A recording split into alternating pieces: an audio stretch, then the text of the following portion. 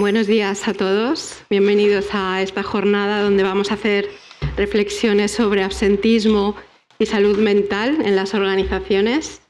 Tenemos el gusto de presentar a don Antonio Galván, secretario autonómico de Empleo y director de Labora, que va a hacer la apertura de la jornada de hoy. Y damos también la bienvenida a las personas que en remoto están asistiendo a estas charlas. Y esperamos que también vuestro punto de vista, vuestra experiencia, pues aporte un debate final en el que podamos entre todos construir soluciones y prevención, ¿no?, en cuestiones de absentismo y salud en las organizaciones. Así que le doy paso, don Antonio. Gracias por venir y participar de este modo en la jornada. Muchas gracias. Pues muchas gracias a vosotros. Disculpad el pequeño retraso, pero se me ha ocurrido pasar por el despacho y tenía algún incendio que apagar. Y en primer lugar, daros la bienvenida a todos, a los que estáis aquí en esta sala y en remoto, que creo que tenéis a un montón de gente. Felicitaros por la iniciativa y esperar que José Enrique, que me ha llamado, se recupere, porque en estos momentos, pues evidentemente lo que es la salud es el primer activo que uno tiene, porque es su propia persona, y desearle que se recupere pronto. Pero felicitaros por la iniciativa, equipo humano, a Umivale, a SGS y al resto de entidades que estáis participando. El absentismo laboral, la verdad es que en estos momentos probablemente es el problema estrella que tenemos en estos momentos, junto con otros problemas que tenemos en el mercado laboral, pero es un problema que está impactando directamente. El análisis que siempre hacemos es el impacto en costes, el impacto que en estos momentos se está teniendo en costes, tanto para las empresas como para las propias administraciones públicas, es muy elevado. Pues estamos rondando va creciendo además. Ya cuando digo una cifra, pues probablemente a la semana siguiente ya tengo 100.000 personas más en el absentismo. La duración, lo estábamos comentando antes, los procesos de repetición, pues eso evidentemente tiene un coste en prestaciones y tiene un coste directo para las empresas, porque además después la empresa se encuentra con la vorágine de que ese problema no tiene suficientes herramientas como para solucionarlo. Y probablemente pues este tipo de encuentros lo que sí que tiene que hacer, y la verdad es que me apetece mucho conocer esa herramienta que me habéis comentado, es ver desde las muchas perspectivas que inciden en el problema del absentismo, qué podemos aportar cada uno de los que estamos en el tema. Y lo comentábamos antes, el absentismo no solamente tampoco es un problema laboral, sino casi es un problema cultural. Es decir, el principal activo que tenemos en las empresas, y las empresas están en estos momentos en procesos de transformación brutal, la digitalización, todos los temas que están incidiendo en el mercado laboral, pues y la velocidad sobre todo a la que se está asistiendo a la transformación del mercado laboral, esos impactos pues inciden directamente. El absentismo, como comentaba, impacta directamente sobre lo que es el principal activo de una empresa.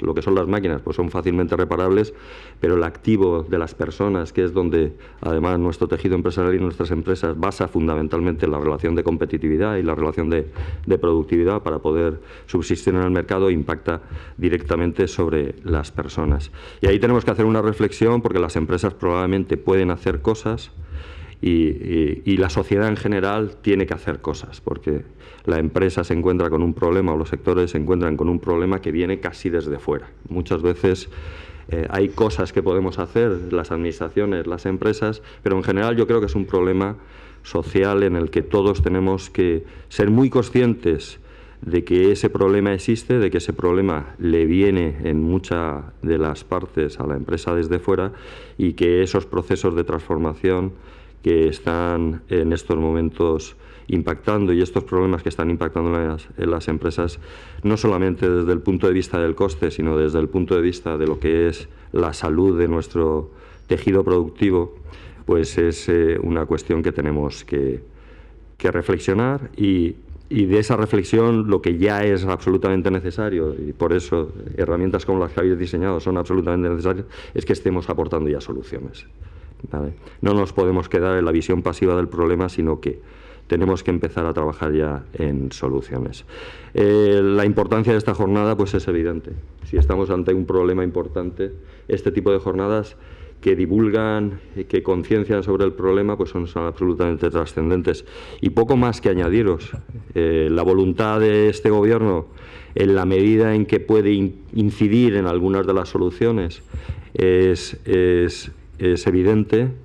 Tenemos conciencia del problema, sabemos de lo que estamos hablando y agradeceros sinceramente el que estemos trabajando todos de manera conjunta en la resolución de este gravísimo problema que deberíamos ser todos capaces de, en cierta perspectiva final de este año, en un cierto periodo, empezar a vislumbrar que al menos la parte esta de concienciación la hemos cumplido y la parte de empezar a aportar soluciones también la hemos cumplido. El compromiso por nuestra parte, yo sé que evidentemente por parte de todos los sectores y todas las personas que participan en lo que es el mercado de recursos humanos es evidente, porque somos todos conscientes, la parte nuestra de compromiso de la Administración, y por eso la voluntad de estar con vosotros hoy era evidente, porque somos muy conscientes del problema y cualquier cuestión que se plantee para resolver este problema pues cuenta con nuestra participación.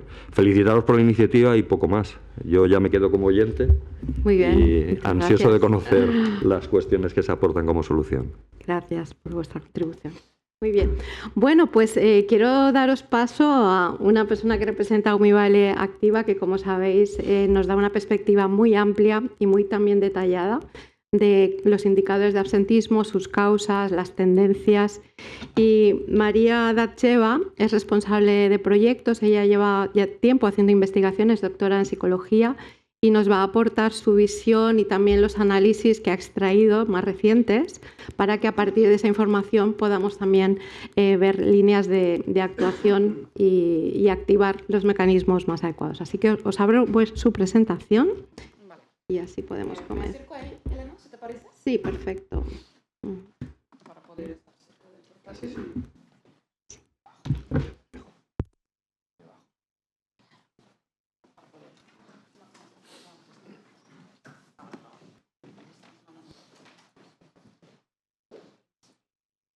Sí, hay que ir.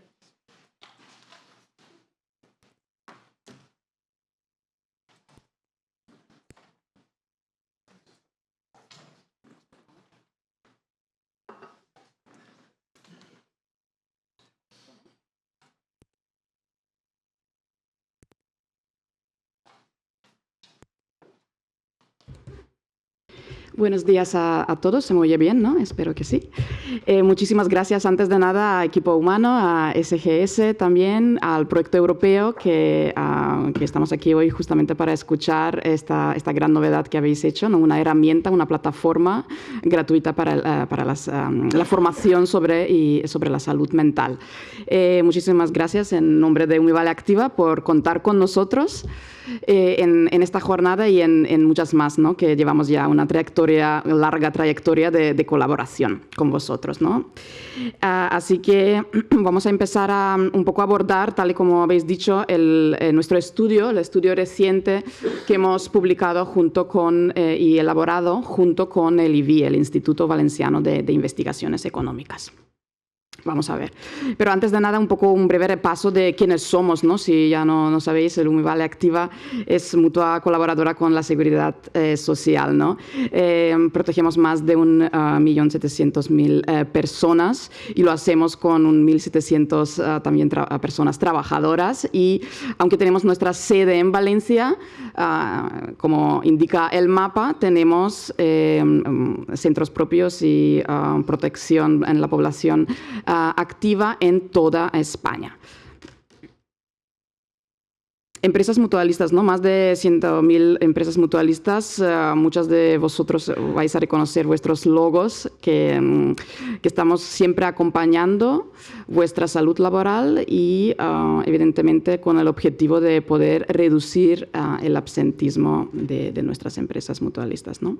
Y agradecemos siempre que nos habéis elegido y que podemos juntos correr este recorrido, ¿no? Optimizar la salud laboral de nuestras empresas mutualistas, y esto viene muchísimo más ligado con la productividad, ¿no? Al final lo que queremos es esta salud laboral que se traslada también a una mayor productividad y mayor competitividad, ¿no? Con el fin de tener unas empresas sostenibles, ¿no? Bien, empezamos con el estudio para poder abordar la cuestión de hoy, que es el absentismo laboral. 1,5 millones de trabajadores ausentes todos los días. Las bajas laborales se nos han duplicado en los últimos 10 años. Todo esto son titulares que seguramente os suenan a todos vosotros. Y no cabe ninguna duda que el absentismo es el tema que está en la mesa de todos los agentes implicados y está en el debate, ¿no?, de todas también nuestras empresas. La propia IREF también determina que se trata de un problema estructural, que ya tenemos unas deficiencias estructurales, ¿no? Entonces, la verdad es que sí que es algún tema que nos ha llamado la atención, pero no es algo reciente. De hecho, nosotros ya llevamos más de 20 años investigando la incapacidad temporal. Y hoy estamos aquí para compartir el recién estudio, un estudio cuantitativo.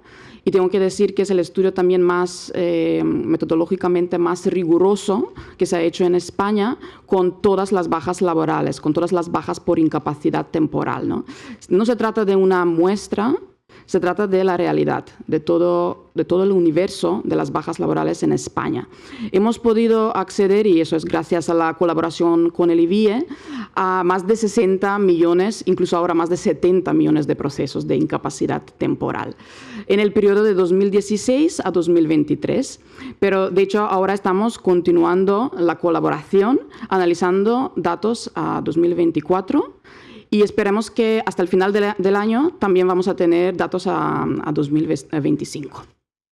Todo eso con el objetivo de entender la evolución de la incapacidad temporal, entender realmente qué es lo que está pasando y por qué tenemos un incremento como el que estamos observando, ¿no? Algunas de las principales conclusiones empiezan por ese tema. A nivel internacional, ¿cómo estamos? Pues la verdad es que España lidera la incapacidad temporal, ¿no? En este ranking de países europeos estamos en el primer lugar. Todo eso tiene un impacto muy negativo a la productividad, a la competitividad, no solamente a nivel nacional, pero fíjense también a nivel internacional, a nivel europeo. Y eso no es todo, sino que España también empeora 4,6 veces más que la media europea, ¿no? Esos datos también han llamado la atención a varias instituciones a nivel nacional e internacional. De hecho, nuestro estudio ha inspirado una serie de investigaciones y proyectos. El Banco de España también lo confirma en su informe económico de España.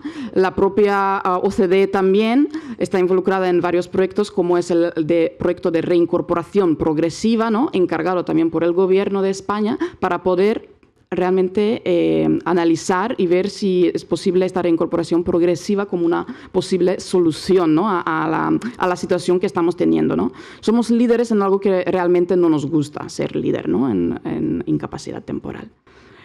Os voy a compartir también algunos datos más actualizados a 2024.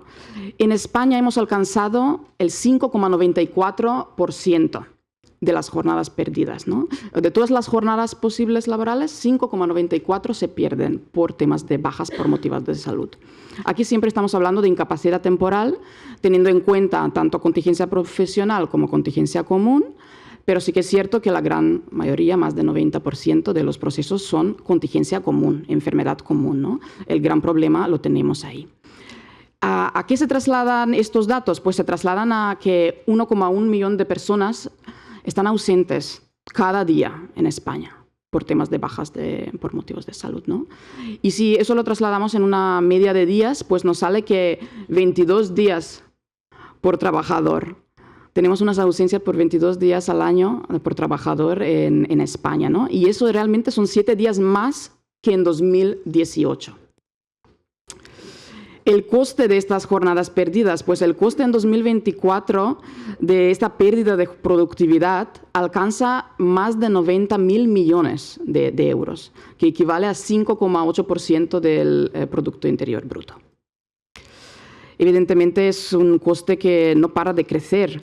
Un coste para las empresas, coste para los trabajadores y también coste para la sociedad en su conjunto, ¿no? Pero la gran pregunta que queremos también conocer es dónde o en qué realmente ha crecido el absentismo en España, ¿no? Para poder realmente desglosar el impacto que ha tenido, ¿no? En dónde se concentra este crecimiento del absentismo. ¿En qué ejes de análisis realmente empeora? Pues si analizamos los sectores, vemos que el absentismo ha incrementado en todos los sectores de actividad, sin ninguna excepción. Estos son datos incluso actualizados a 2024 y vemos que, pues, en primer lugar, el peor dato de absentismo, que alcanza incluso más de 9%, es el sector de actividades administrativas y servicios auxiliares. Aquí entran, por ejemplo, call centers, servicios de limpieza. También el sector de actividades sanitarias es uno de los sectores con mayor dato de absentismo, ¿no? Transporte, hostelería, etc. Pero sí que es curioso que con sectores como la construcción y la agricultura, sectores con mayor precariedad, tienen niveles de absentismo por debajo de la media de España, ¿no? Esta 5,94 que hemos comentado anteriormente, ¿no? Pero si continuamos con los análisis a nivel territorial, podemos ver también que pasa algo parecido, ¿no? En todas las comunidades autónomas la incapacidad temporal ha incrementado, sin ninguna excepción. He señalado aquí un poco más la Comunidad Valenciana para que podáis ver el incremento en el absentismo en nuestra comunidad, que se sitúa al 49% si comparamos 2018 a 2024. A la izquierda también tenéis el mapa por provincias para ver esta semaforización del absentismo, ¿no? En rojo las provincias con peor dato y en verde las provincias con mejor dato de absentismo. También el coste estimado de la Comunidad Valenciana, también si lo desglosamos, podemos ver que se trata de 7.000 millones de euros al año, teniendo en cuenta estas jornadas perdidas y el dato según la Comunidad Valenciana, ¿no? Si miramos las provincias, Las Palmas es la peor provincia con un dato de 8,64 y la mejor es Jaén, nos muestra un dato de 4,40%, ¿no? Una diferencia muy enorme de 96% de diferencia entre la mejor y la peor provincia en términos de absentismo, ¿no? También he señalado las provincias de la Comunidad Valenciana. Y fíjense que la provincia de Valencia realmente es superior el dato que la media española. Ya alcanza unos datos mucho más por encima de la media, ¿no? El 6% del absentismo en Valencia. Pero si repetimos ese mapa por provincias, por sectores, ¿qué nos sale? Pues tenemos aquí los mapas de los sectores con mayor población protegida, con mayor número de trabajadores. Vemos que en el caso de comercio, en el caso de sanidad, el caso también de hostelería, más o menos este patrón de provincias con peor dato y con mejor dato se repite en todos los sectores. Es decir, nuestro estudio indica que el territorio tiene un mayor impacto a la hora de explicar esta varianza, ¿no? en absentismo, más realmente un impacto mucho mayor que el propio sector. Es decir, el territorio agrava o suaviza la tasa sectorial del absentismo. También destacable es que en el sector comercio, Castellón y Valencia también tienen unos niveles superiores que la media española, ¿no? Y si repetimos los análisis también por otros sectores como la industria, la construcción o la agricultura, y fíjense en la agricultura donde realmente tenemos unos niveles en las 3 provincias de Comunidad Valenciana, niveles de absentismo superiores a la media española también. Además, hemos analizado otras variables sociodemográficas que son variables típicas, ¿no? Cuando queremos explicar algo en términos de edad y el género, ¿no? ¿Qué pasa con el absentismo en los grupos de edad, tanto en los hombres como en las mujeres? Pues tenemos una conclusión bastante parecida también, porque ha incrementado entre los jóvenes hombres, jóvenes mujeres, mayores también, en ambos géneros. ¿Qué quiere decir eso? Que el incremento es generalizado. Sí que es verdad que las mujeres presentan un mayor dato de absentismo que los hombres, pero esto no es ninguna novedad, dado que tradicionalmente hemos visto que ha sido así, ¿no? Un 6% alcanza un 6% del absentismo de las mujeres frente a un 4,8% para los hombres. Donde nos llama más la atención es porque estamos viendo el incremento, ¿no? ¿Dónde se ha concentrado el incremento?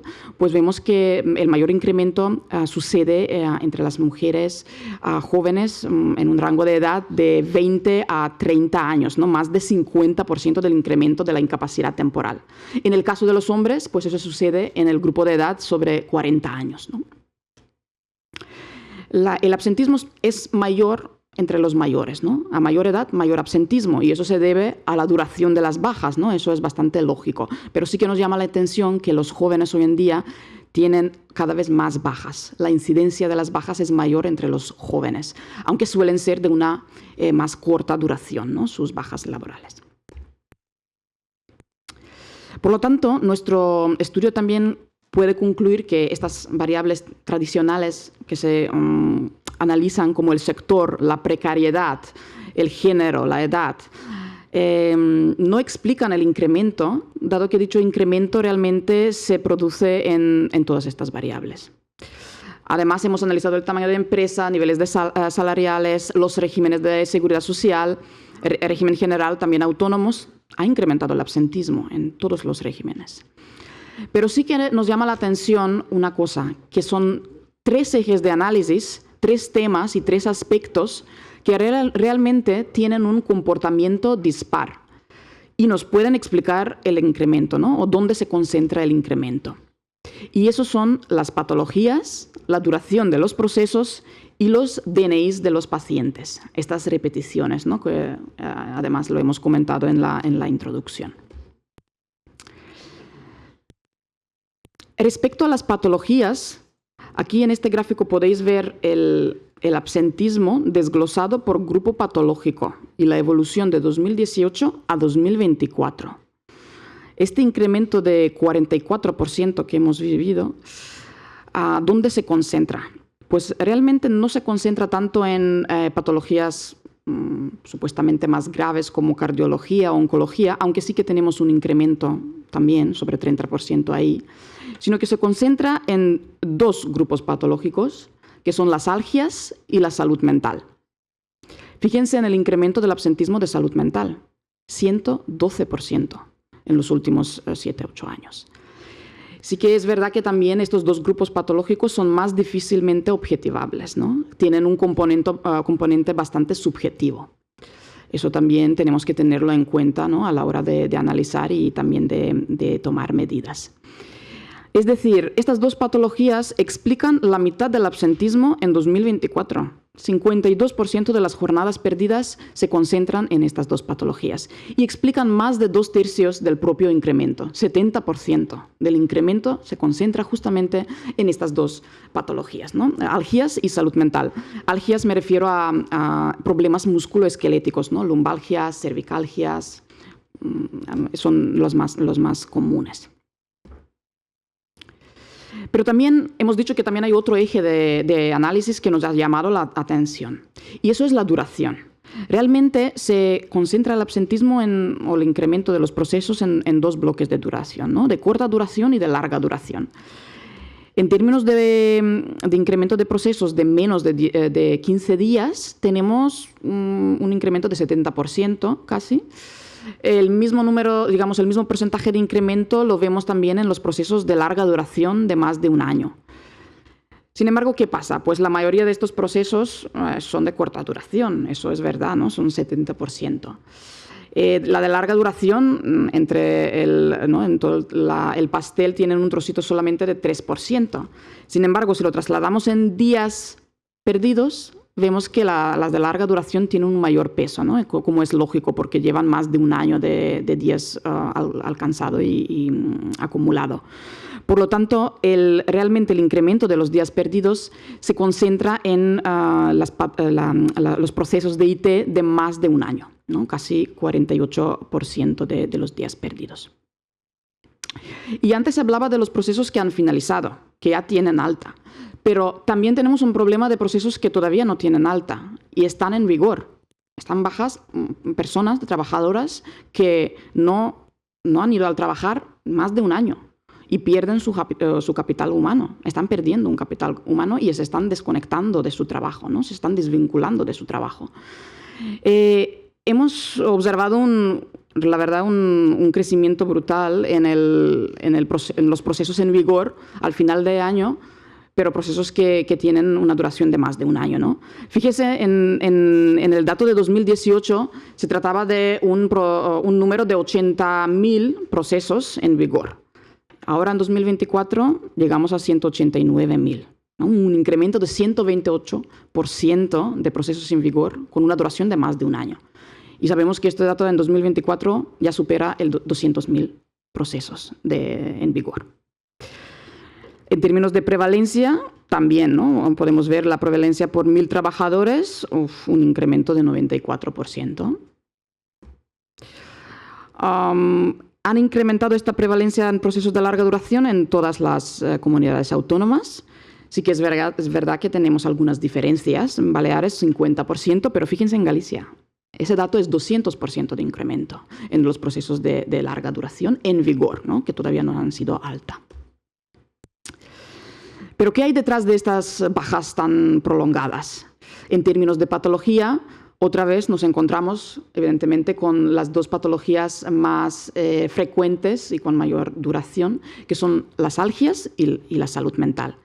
Salud mental, en términos de procesos en vigor y su prevalencia, ha incrementado 147%, ¿no? Otra vez, estas dos patologías nos pueden explicar la mitad de los procesos de larga duración en vigor. Por lo tanto, yo creo que la importancia de tomar medidas y hablar de soluciones, especialmente en términos de salud mental, es muy evidente, ¿no? Con todos estos datos que estamos mostrando hoy. ¿Y qué pasa, por ejemplo, con los procesos que llegan a 545 días, ¿no? ¿Se trata de procesos de incapacidad permanente o ya se trata de procesos de que se dan el alta? Pues la verdad es que cada vez se deniega más la incapacidad permanente. Si en 2018 la mitad de los procesos se le denegaba la IP, pues ahora este porcentaje se ha incrementado a 65%. Y en el caso de salud mental, se deniega la IP en 4 de cada 5 casos, es decir, no se trata de un proceso de incapacidad permanente, ¿no? Y pues la gravedad aquí también ocurre que al final eso significa que estas personas que han estado más de 500 días sin trabajar ahora tienen que volver a trabajar y tienen que hacerlo, ¿no? De manera apoyada e incluso, si puede ser, adaptada y progresiva, ¿no? También tenemos, por último, una de las novedades más importantes de nuestro estudio, que es el tema de las repeticiones, de los DNIs. ¿Qué significa eso? Que hemos visto que en 2023, 30% de la población ha tenido baja, ha tenido un proceso de baja. Pero de este 30%, pues 15% han tenido una baja. Y el resto, que son 16,6%, son personas que han repetido bajas. Han tenido 2 o más bajas en un periodo de 12 meses. Y la verdad es que es muy importante mirar muy bien qué es lo que está pasando en este colectivo de personas, porque están concentrando 70% de todas las bajas y 65% de los días perdidos que tenemos en España, ¿no? Se trata de un colectivo que realmente explica el incremento del absentismo, ¿no? Por provincia también tenemos diferencias en términos del porcentaje de las personas que repiten baja, ¿no? En Valencia, por ejemplo, este porcentaje alcanza el 13%. 13% de la población, quiero decir, han repetido, ¿no? 2 o más bajas. Por sectores también vemos que en todos los sectores ha incrementado el número de personas que repiten baja. de las personas repetidoras o incluso hiperfrecuentadores, como también se está llamando hoy en día también en los medios.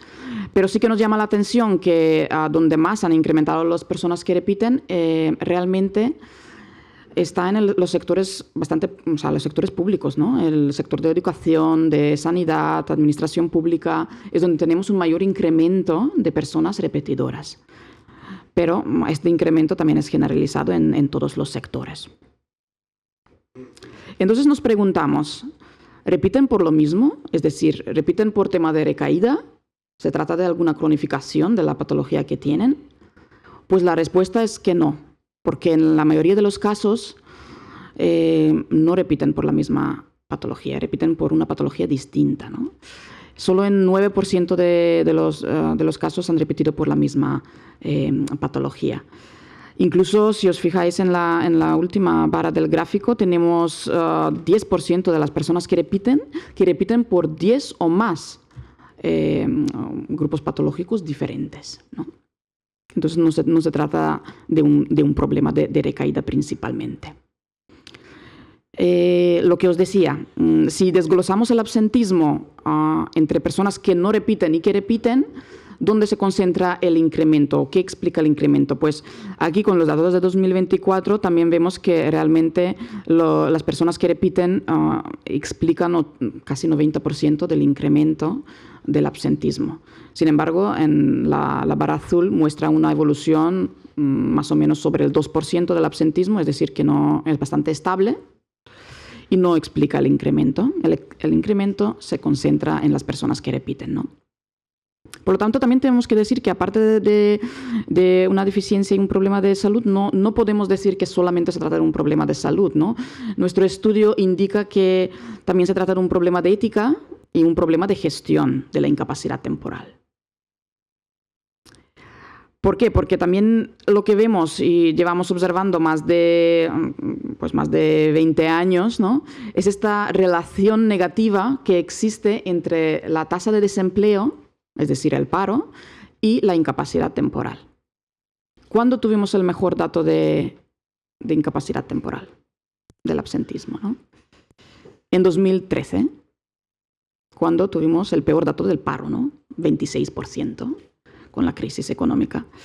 Aquí podéis ver las diferencias, ¿no? En estos puntos digamos, temporales, cuando en 2013 tuvimos 2,70% del absentismo y el paro en este año justamente eso nos había disparado más de 200% respecto a 2007, ¿no?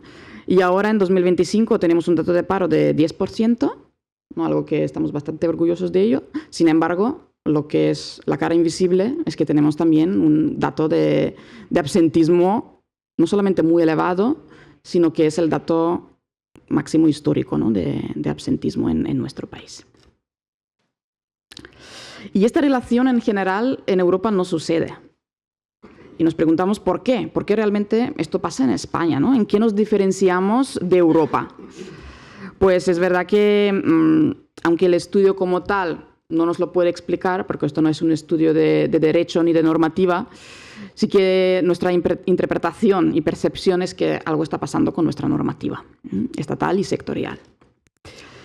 Porque tras la crisis de Lehman Brothers quedó bastante en evidencia que nuestra normativa obvia una descoordinación entre todos los agentes implicados en la gestión de la incapacidad temporal, ¿no?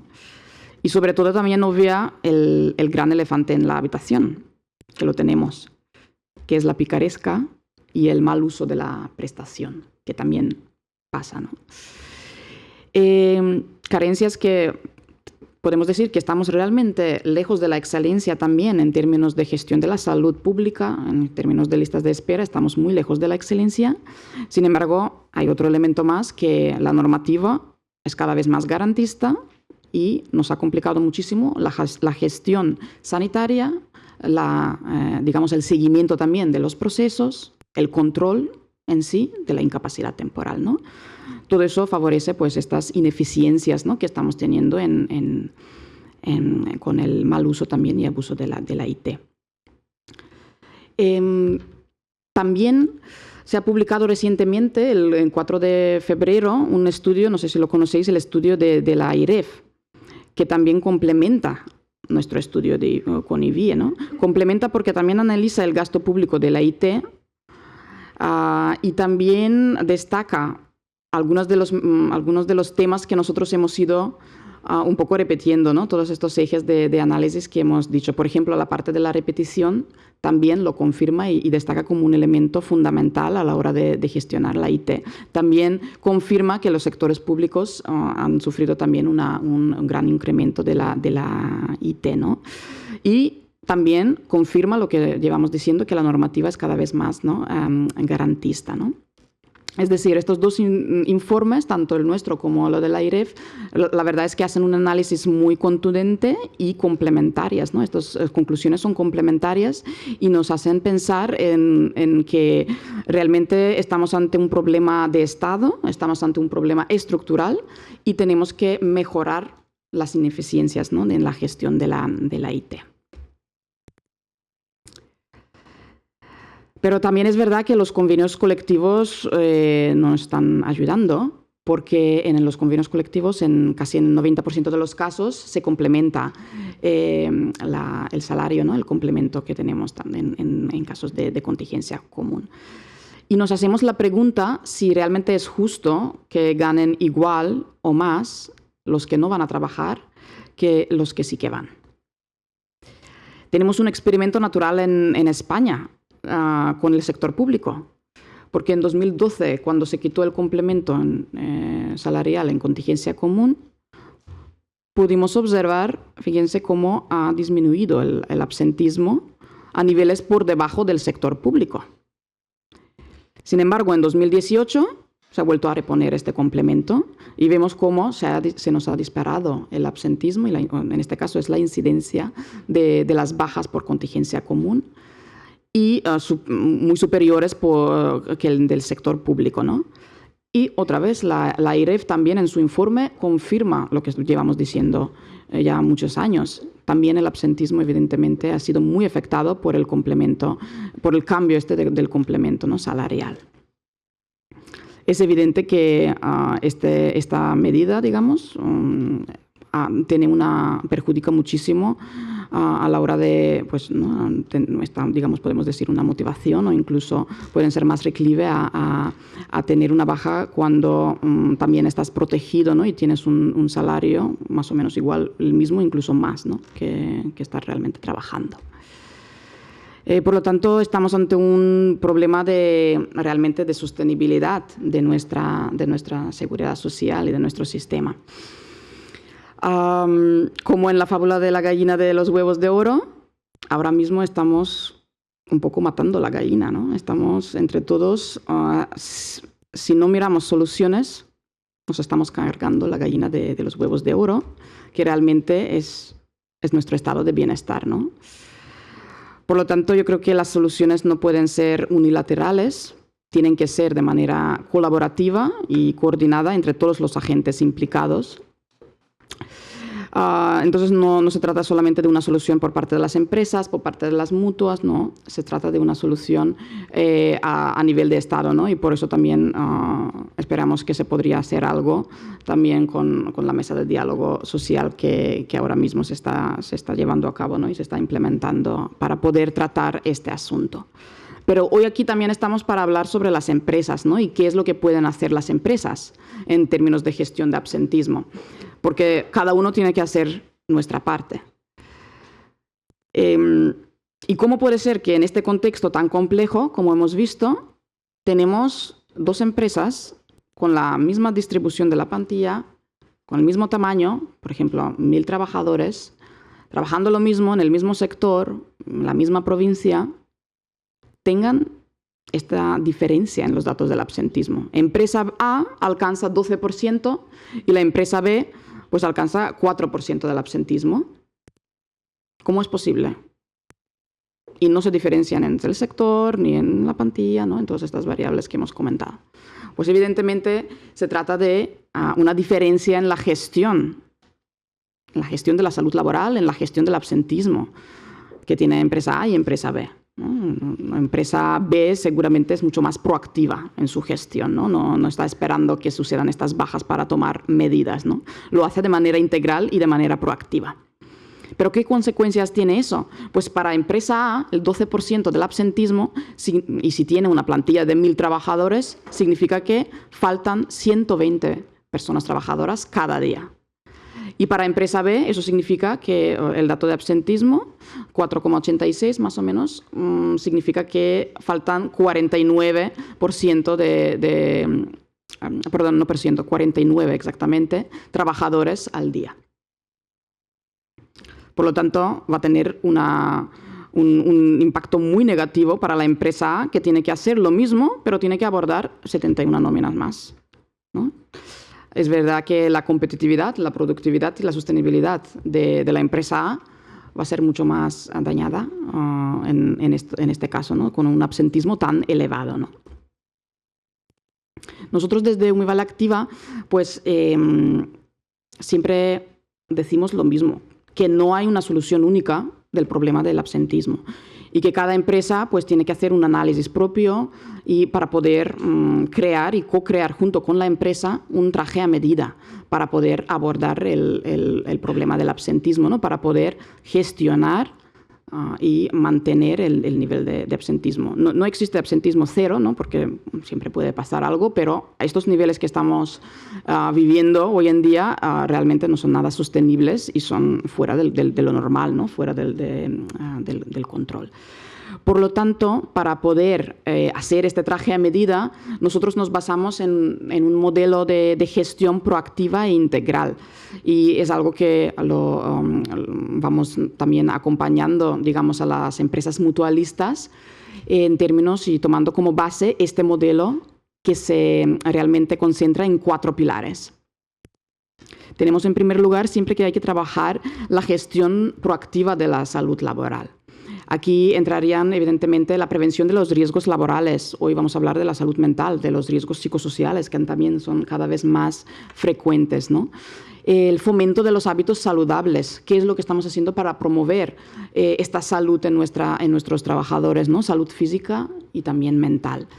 ¿Cómo podemos mejorar la colaboración y digamos, acortar un poco estos plazos de las bajas que son cada vez más largas, ¿no? ¿Cómo podemos acortar los plazos?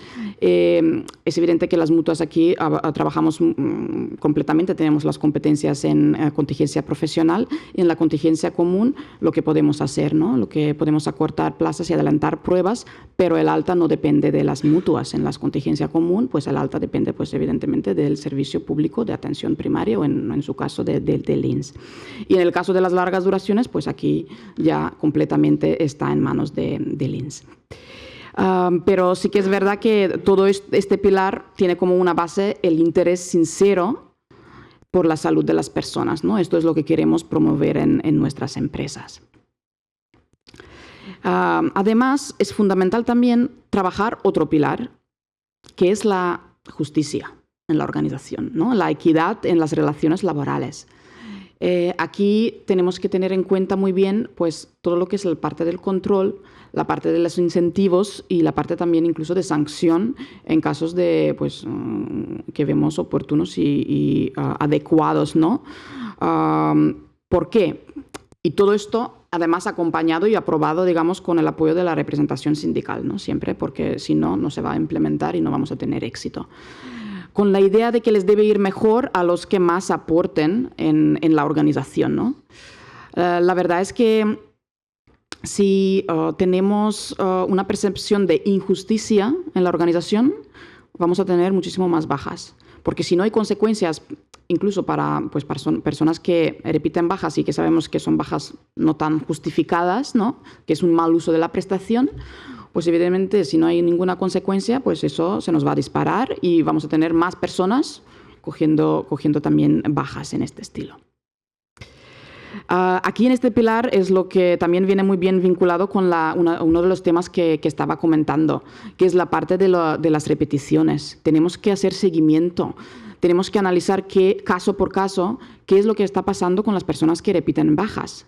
Porque es verdad que puede ser un problema de salud, pero también es posible que sea un problema de motivación problema de conflicto laboral también, porque puede ser también una baja refugio, ¿no? Por lo tanto, la gestión de las personas que repiten es súper importante tenerla en cuenta para poder generar esta equidad en las relaciones laborales que tenemos en nuestras empresas.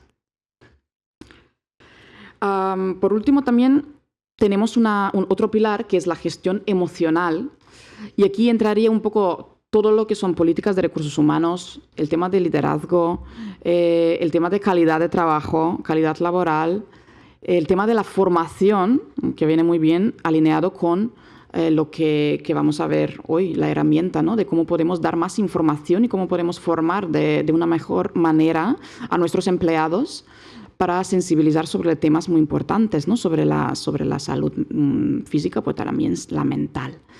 Todo este apartado de gestión emocional también realmente es que toca todas las áreas de recursos humanos, ¿no? Y todo lo que son relaciones entre las empresas, pero con un único objetivo de también fomentar el compromiso laboral, ¿no? El compromiso laboral de las personas trabajadoras, que va a ser un indicador también y un poco nos va también a influir en esta decisión del propio trabajador si va a acudir al médico o no, cuando se trata de unos casos donde pues evidentemente no es una hospitalización, pero es donde sí que hay un margen de decisión del trabajador, ¿no? Pues en este caso el compromiso, la motivación también va a influir muchísimo, ¿no? Por lo tanto, todo lo que son políticas reales de compromiso hay que trabajarlas y hay que, de manera integral y coordinada, tenerlas en cuenta, que sí que influyen muchísimo en el absentismo también. Y todo eso lo que estoy hablando ahora mismo no va a servir de nada si no tenemos un compromiso de la dirección, un compromiso que realmente sitúa el absentismo como un indicador estratégico en la estrategia de la empresa, en la estrategia de los recursos humanos, ¿no? También. Porque tiene que estar el absentismo como un indicador también en el cuadro de mando. Pero esto no es solamente una cuestión exclusiva de recursos humanos. El absentismo y la gestión del absentismo debe de ser una cuestión de todos, ¿no? De los mandos intermedios, y aquí el papel de los mandos, luego comentaremos un poquito más, es fundamental en la gestión del absentismo. Pero también yo creo que el conocimiento del absentismo tiene que estar trasladado en toda la organización, saber cómo estamos, porque es un indicador clave de la salud de la organización y también es un indicador clave del compromiso, ¿no? de las personas trabajadoras. Un poco en línea con lo que acabo de decir, en términos del mando intermedio, pues es súper importante saber que muchas veces cuando promocionamos personas en una posición de mando intermedio, igual tienen competencias más técnicas, pero igual no tienen estas competencias más sociales, ¿no? Competencias de liderazgo. Y todo eso hay que trabajarlo, ¿no? Porque yo sí que considero que un líder no nace, sino que se entrena y se forma. Y deberíamos formarlo y darle esas capacidades y competencias para poder saber ejercer este liderazgo de manera más eficiente posible, ¿no? ¿Podemos tener alguna predisposición para ser mejor líder o no? Eso, por supuesto. Pero las competencias que podemos formar, ¿no? Y capacitar a nuestros trabajadores, pues eso es mucho más importante, ¿no? En términos de liderazgo. Hoy en día también se está hablando muchísimo de liderazgo saludable. No sé si es un nuevo enfoque, o mejor dicho, es una nueva manera de combinar varias teorías de liderazgo, aspectos, por ejemplo, como el liderazgo transformacional, pero sí que es verdad que pone un poco énfasis en las conductas que tiene que hacer el líder y también en las capacidades que tiene que hacer en varios momentos temporales. Es decir, cómo puede prevenir, y cuando hablamos de prevención hablamos de 3 niveles de prevención, para poder también generar un entorno saludable, un entorno seguro, ¿no? para sus trabajadores. Por lo tanto, me gustaría destacar los 3 niveles de prevención ligados con el papel del mando intermedio. En primer lugar, y va muy bien ligado con la formación que vais a compartir luego, es esta prevención primaria, ¿no? Antes de que suceda el daño. qué es lo que podemos hacer, ¿no? La prevención de los riesgos psicosociales. Y en este caso, pues, un diseño adecuado del trabajo tiene que ver muchísimo, ¿no? La claridad organizativa, la claridad del rol, la carga muy bien ajustada, ¿no? Alineada con las competencias de los trabajadores, ¿no? Este trato que puede tener realmente el mando a la hora de la organización del trabajo y también a la hora de dar apoyo a los trabajadores. En el segundo lugar, también tenemos la prevención secundaria, donde el propio mando puede detectar, en primer lugar, identificar estos señales de malestar que pueden suceder entre los trabajadores, ¿no? Tener una relación de cercanía también implica saber identificar, saber preguntar, saber escuchar de manera activa, ¿no? Estos señales de estrés, de conflictos o incluso de desgaste emocional que pueden tener nuestros trabajadores. Y en tercer lugar es cuando ya el daño ya se ha hecho, cuando la persona ya está de baja o incluso ya cuando tiene que volver tras una baja, ¿no? Aquí otra vez el acompañamiento, el apoyo que puede dar el mando intermedio es fundamental, ¿no? La reincorporación al trabajo es un aspecto fundamental que hoy en día se trabaja cada vez más y por lo tanto quiero decir que hace falta una información y sensibilización a los mandos intermedios de qué es lo que pueden hacer y cómo pueden hacerlo para poder acompañar y facilitar esta reincorporación de manera más eficaz, ¿no? ¿Por qué? Para prevenir recaídas y también para poder adaptar, si hace falta, el puesto de trabajo, ajustar, ¿no? Según las capacidades, ¿no? funcionales que tiene el trabajador o trabajadora. Por lo tanto, la formación es evidentemente una palanca clave para poder, digamos, abordar este liderazgo saludable en estos tres niveles. Pero la formación no es suficiente si solamente estamos formando, pero no diseñamos también unas organizaciones, sino diseñamos el sistema de la organización para que realmente puedan aplicar todo lo que han aprendido, ¿no? Y por lo tanto, me gustaría también destacar que desde la perspectiva de la psicología organizacional y la psicología social, es muy importante tener en cuenta que el absentismo es socialmente contagioso. Que en el absentismo influyen muchísimo las normas que tenemos en el grupo de trabajo, en los equipos, y estas normas también están muy dirigidas por el líder, ¿no? Están formadas por el líder o se pueden guiar, digamos, por el líder. Por lo tanto, la psicología también nos indica que las mejores intervenciones, los mejores programas de promover la salud mental o prevenir los daños, digamos, en términos de salud, no se basan en un nivel, sino que son multinivel. Es decir, tenemos que trabajar en varios niveles en la organización. A nivel individual, con el trabajador o incluso con el líder. A nivel de equipo también.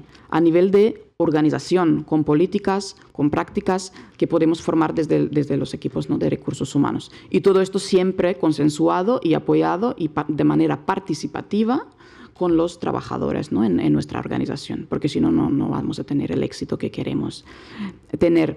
Hablamos a nivel de individuo, equipo, organizacional, pero también hablamos de cómo se diseña el trabajo. Podemos intervenir en el diseño del trabajo, ¿no? Y aquí tenemos muchísimo conocimiento también desde la perspectiva de la psicología de trabajo, de cómo podemos hacer ese diseño para que sea digamos, un trabajo más ajustado, con claridad de rol, etcétera, ¿no? Y todo esto lo que estuvimos comentando. Aquí os he dejado también una referencia de una muy interesante publicación sobre un marco, realmente un marco que nos indica la eficiencia de las intervenciones que podemos hacer en las organizaciones para promover la salud mental.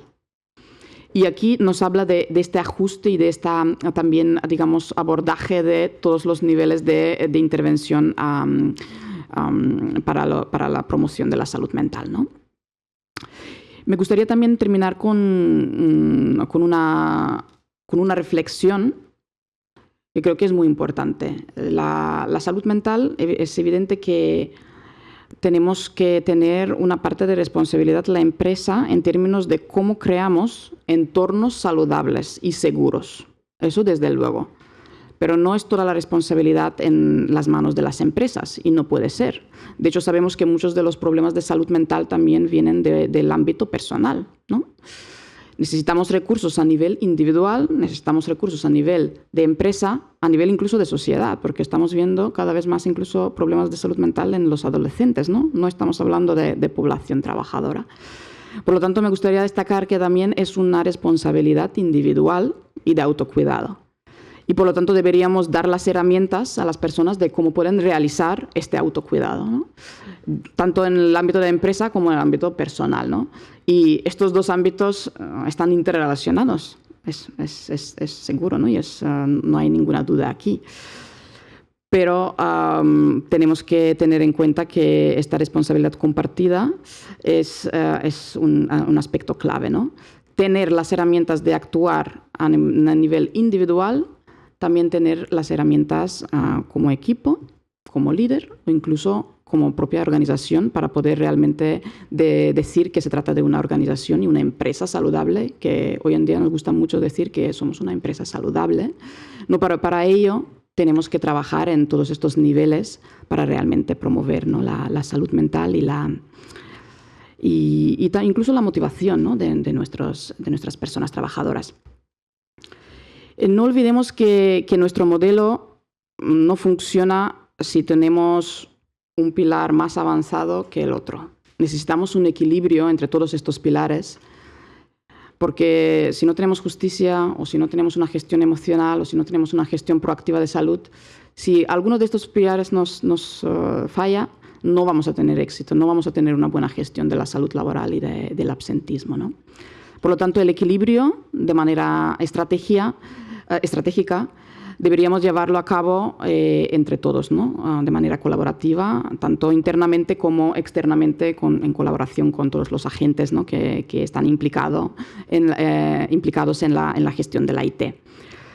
Una frase para terminar, que yo creo que es una buena reflexión, que el absentismo es un indicador de la salud laboral, sin duda, pero también es un indicador del compromiso de las personas con el proyecto de la empresa. Muchísimas gracias.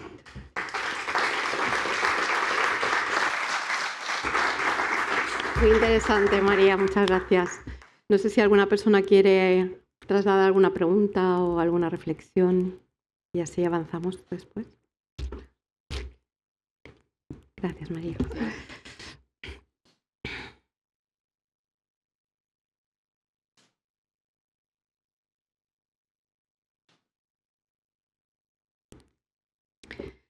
Bueno, pues ahora a continuación pues vamos a bajar a un plano un poco más micro, ¿vale?, de lo que es el bienestar en las organizaciones y cómo lo podemos observar de cerca, analizarlo y también impulsar aquellas acciones que se están haciendo bien, incluso proponer mejoras en caso de que detectemos áreas, ¿no?, de críticas.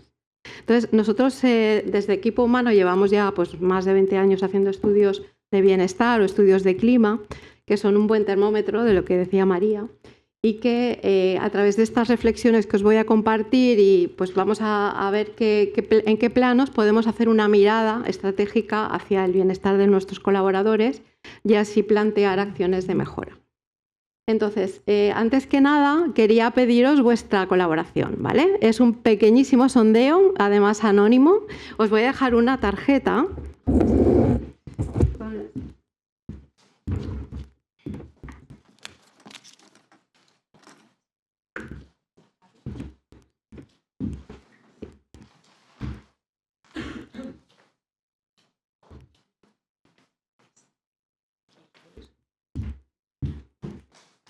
Os dejo una tarjeta en la que de manera anónima podéis escribir en el reverso algo que en vuestro día a día os puede desgastar, os quita energía o afecta a vuestro bienestar, ¿vale? Es una pequeña nota, puede ser un hábito, una emoción, un síntoma que vivís frecuentemente como insomnio o si tomáis exceso de café o sentir que no llegáis a todo. Bueno, cada uno desde su experiencia particular y de manera anónima puede escribir en esta nota que vamos a recoger en un cubo para luego ir extrayendo información. Si a alguien le falta bolígrafo, ¿tenemos alguno por aquí? Sí, por aquí si queréis.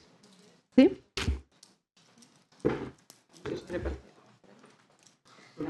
Bueno, os dejo con esta pequeña reflexión.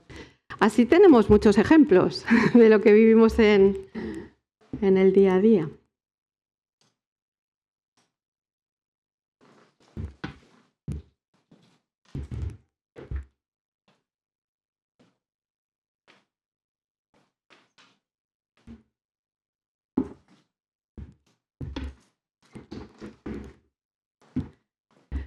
Luego iremos leyendo las frases y ítems que habéis escrito en la nota.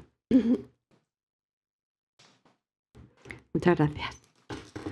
Bueno, ¿os acordáis de esta información, la pirámide de Maslow? Cuando estamos pensando en qué elementos componen el bienestar en cualquier plano, sea personal, profesional, de actividades de ocio, asociativas, etc., aquello que cubre el máximo número de niveles en la pirámide de Maslow es aquello que nos acerca más al bienestar completo. Entonces, todos trabajamos por cumplir unas necesidades básicas, lógicamente, ¿no? De tener unos ingresos mensuales, de poder cubrir necesidades básicas de alimentación, un techo, medio de transporte, todos los elementos funcionales básicos para vivir. Pero también hay un segundo nivel, que es el que proporciona seguridad, el que te genera un marco en el que puedes saber qué turno vas a hacer la semana que viene, o la supervivencia de la empresa, la estabilidad, ¿no? La proyección que pueda tener la compañía. Todos esos elementos generan también un entorno de seguridad al empleado en el que hace que su bienestar vaya sumando puntos, digamos. En un tercer nivel, la afiliación, que es uno de los motivos que activa nuestro bienestar, incluye relaciones interpersonales saludables, posibilidad de comunicarnos, de encontrar apoyo entre compañeros, de encontrar un marco en el que se nos escucha. Todos esos aspectos fortalecen la afiliación y sentido de pertenencia y que desde las organizaciones también debemos cuidar, no podemos quedarnos fuera de este plano. Otro aspecto importante es la autoestima. ¿Qué significado tiene hacer lo mejor que puedes si no tienes un reconocimiento, si no se te da un feedback de lo que haces bien, de lo que puedes mejorar? Todos estos factores al final van acercándonos a ese vértice de autorrealización en el que también el propósito personal y el deseo de superación, de desarrollo, de aprendizaje, pues al final nos activa más y nos lleva a un estado también de bienestar, que ahora vamos a explicar qué tipos de satisfacción existen. Pero bueno, yo me cuestiono si las compañías, la mayoría de ellas solamente quieren cubrir la base de la pirámide o están haciendo algo por desarrollar esos otros niveles del bienestar, entendido desde la pirámide de Maslow. Luego veremos sobre esto.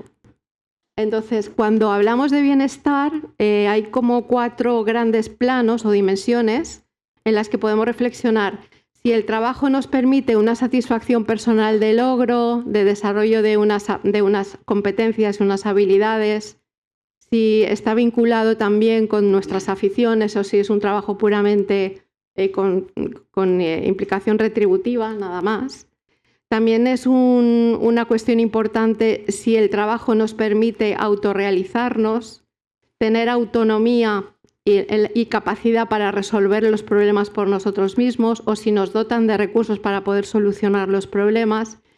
Y como cuarto elemento, si el trabajo nos permite tener una actitud de colaboración, fomentar las habilidades relacionales. Entonces son muchas las dimensiones que desde esa pirámide podemos aterrizar en 4 grandes ejes y que nos van a hacer las preguntas a través de sistemas como los que os voy a explicar ahora, que son los estudios de bienestar que realizamos en Equipo Humano. Entonces el bienestar, por tanto, tiene un elemento subjetivo, otro identificativo de propósito y otro social. Y cuando estamos sondeando el bienestar en la organización, no podemos dejar fuera alguno de estos planos, porque al final estos ejes se unen y además correlacionan de manera multiplicativa, ¿no? Con respecto al clima. y por eso tenemos más indicadores que incorporar a una encuesta de bienestar que lo que son a lo mejor condiciones de trabajo, que es importante, o lo que es el estilo de liderazgo, que también es importante, la comunicación interna, los factores de organización y carga de trabajo, pero todo esto relacionado con estos grandes bloques en los que vamos a diagnosticar el bienestar personal. Como ha dicho María, hay muchísimas variables que están impactando en las bajas de IT, pero desde los departamentos de recursos humanos y desde las posiciones de managers podemos identificar algunas pistas. Entonces vamos a hacerlo de manera como observador experimental o como un científico que participa en una encuesta de bienestar o que diseña una encuesta de bienestar. Desde un plano observador, pues podemos darnos cuenta de que las bajas no aparecen de repente, sino que hay desgaste, ¿vale? Y si tenemos una serie de señales que nos dan información, estemos alerta a esas señales, ¿vale?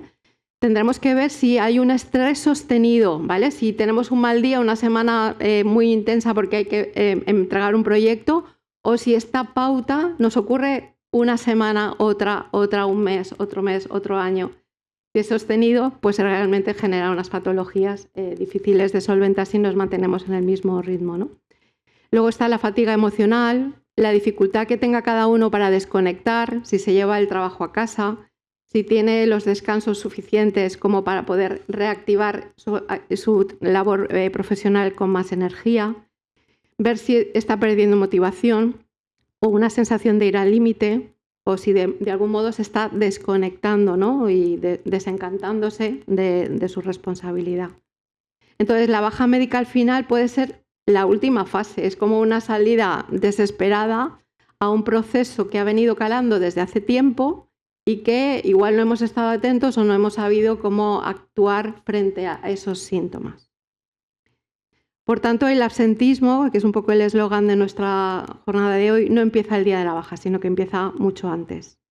Podemos poner el foco no solamente en las personas individualmente, sino también en indicadores que medimos en los departamentos de recursos humanos, en las organizaciones y también a nivel de equipo.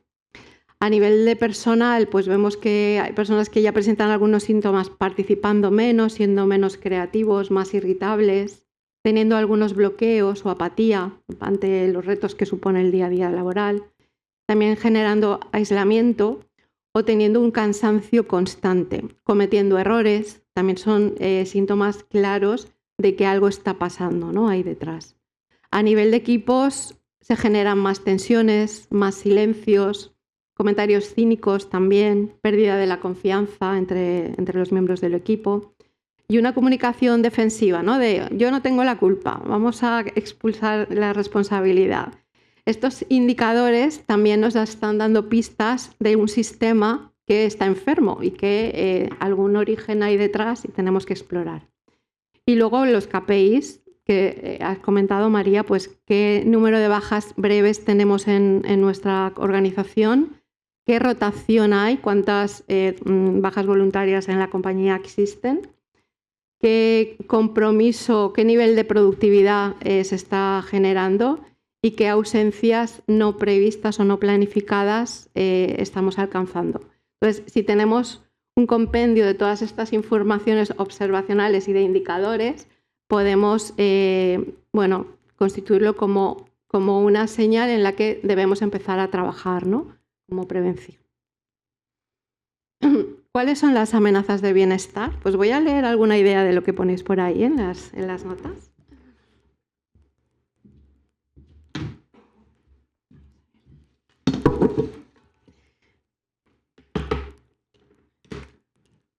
Vamos a ver. Multitarea, tener una carga de responsabilidades y cuidado a otras personas. Energía negativa contagiosa. Voy a sacar unas poquitas, ¿eh? A ver, tenemos por aquí exigencia constante y no valoran los buenos resultados. El feedback es súper importante. Tenemos también la gestión de las personas, el nivel de empatía, que no es mutuo a veces, El técnico debe comprender al compañero, pero es compañero que no empatiza con el lugar técnico de recursos humanos. Bueno, estáis poniéndose en la posición del técnico de recursos humanos. Luego tenemos por aquí los imprevistos, el exceso de carga de trabajo. Tenemos por aquí desgaste emocional, que es diario. Tratar con los trabajadores, que todos son normas y derechos sin tener obligaciones, ¿vale? Algunos de los trabajadores se posicionan más en sus derechos que no en sus propias responsabilidades, ¿no? Es como una actitud más pasiva. Las quejas constantes de las mismas personas, la falta de iniciativa, el presentismo no productivo. Tenemos por aquí un liderazgo intrusivo, poco delegativo, caótico y perseguidor. ¿Ves? Antes hemos hablado de autonomía y autorrealización. Pues bueno, aquí al fin y al cabo tenemos algunos indicadores que podemos contrastar con estudios como los que se hicieron en el INSS hace ya unos años, pero bueno, son realmente una buena muestra. El 62% de los trabajadores bajaron su rendimiento al encontrar incertidumbre o inseguridad laboral, como hemos visto uno de esos estratos de la pirámide de Maslow. También se genera un porcentaje muy alto de absentismo cuando hay un ambiente tóxico, ¿vale? El aspecto social es clave en el bienestar. También hay menos productividad cuando hay un exceso de trabajo, la sensación de estar quemado, como habéis expresado algunos de vosotros en la tarjeta. Y también cuando el espacio de trabajo es poco adecuado, hay mucho ruido o mucha tensión, se genera un 20% más de estrés. Hay aspectos que son facilitadores y que también impactan, pero en este caso en positivo. Cuando las compañías ofrecen desarrollo profesional, aumenta la pertenencia y la estabilidad en la organización. Cuando la persona está alineada con su propósito de vida, con su trabajo, pues eso genera un 40% más de retención y un 79% más de satisfacción. También el tema del liderazgo, que ya adelantaba María, pues también es un factor clave porque provoca un 65% más de estabilidad y pertenencia al equipo. Los modelos de trabajo híbrido o de jornadas flexibles suben al 55% más de satisfacción y bajan el estrés. Y luego temas de comunicación eficaz, ¿vale? De que sea multidireccional, que sea comunicación pues eficaz y directa, genera también resiliencia y menos rotación en los equipos. Además que la gestión del cambio, ¿vale? Aquí tenéis también resultados o síntesis de algunos estudios que hizo la Universidad de Warwick y el informe Gallup del año 2019. Así que bueno, aprendemos a observar. Os voy a dar 15 segundos para que me digáis cuántos cuadrados hay en este dibujo.